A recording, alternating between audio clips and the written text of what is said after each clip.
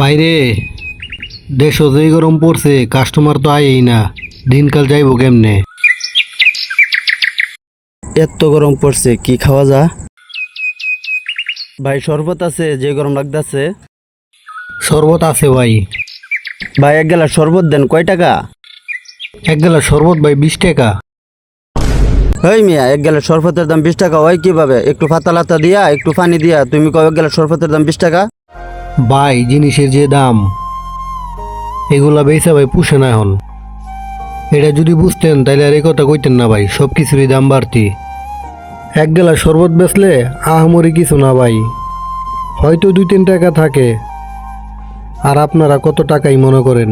ঠিক আছে ভাই, আমার বলে আমি বুঝতে পারছি, তুমি আমার এক গ্লাস শরবত দাও। আসলে ওই লোকটার সাথে আমার এরকম ব্যবহার করাটা ঠিক হয় নাই। ভাই লন, ভাই কোনো কর্মই ছোট মনে করেন না ভাই। আপনার কর্মটা আপনার কাছে যেমন দামি, আমার কর্মটাও আমার কাছে দামি।